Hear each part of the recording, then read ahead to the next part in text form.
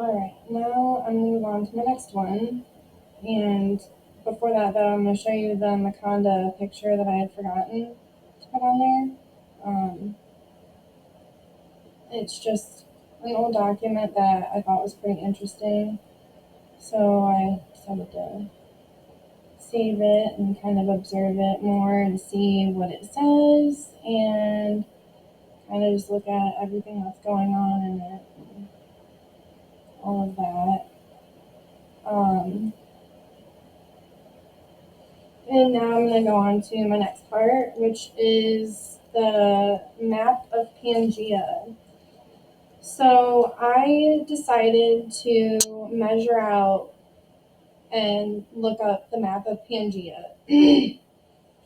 I have never had any interest in anything like this before, and it says a lot because that's the Holy Spirit working in me, and like I'm not coming up with this stuff on my own, because I honestly I didn't at first understand it, but now it just all clicks.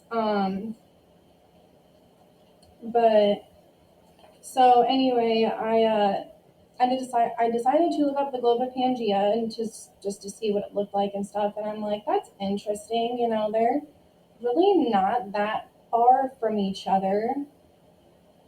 You know, I thought that was pretty interesting there. Um, so now my next picture is like a closer view of it, like a different angle. And I had to measure from Salem, Illinois to Exmore, Virginia, like all the way to the edge of the land.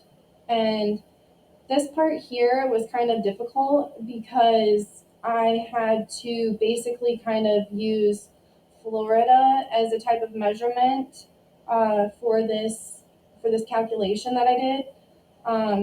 I then had to go from the edge of I don't know how to say the word, so I'm sorry, but it's called LaGuera.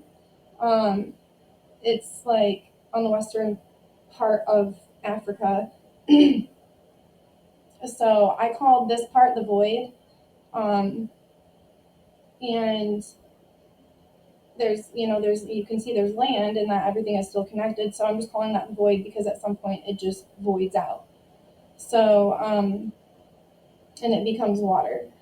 So I measured from there all the way to there, and this is Jerusalem, Israel. So I measured from Salem, Illinois to Jerusalem, Israel. And from this point, I did this in pencil and paper. I'm old school. So I calculated from Salem, Illinois to Exmore, Virginia was 730 miles. So from this part here in the void, I calculated 170 miles. And then from this point to this point, it is 3,300 miles or 3,300 miles. And when I added all of that up, it came out to 4,200. And I always look at numbers and variation, like flipped around and all that. So, like, if you were to flip around 4,200, it would be 0024.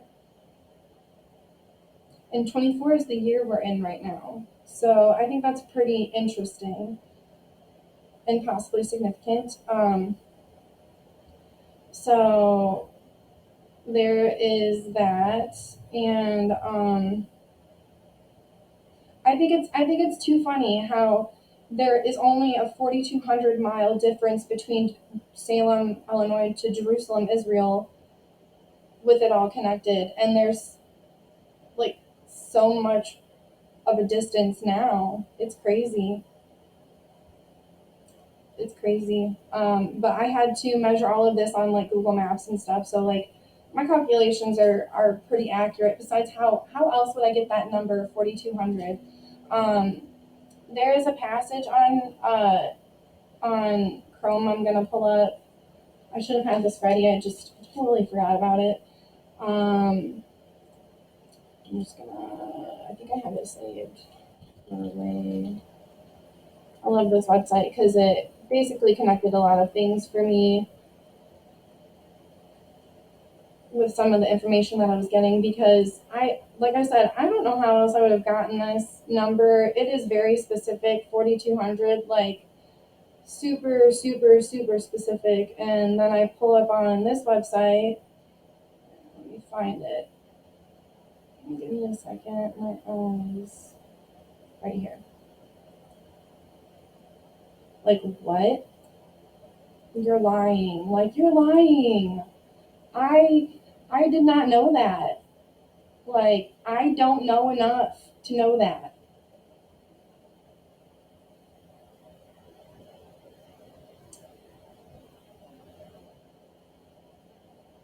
That's definitely God. Like, there's really no denying it at all.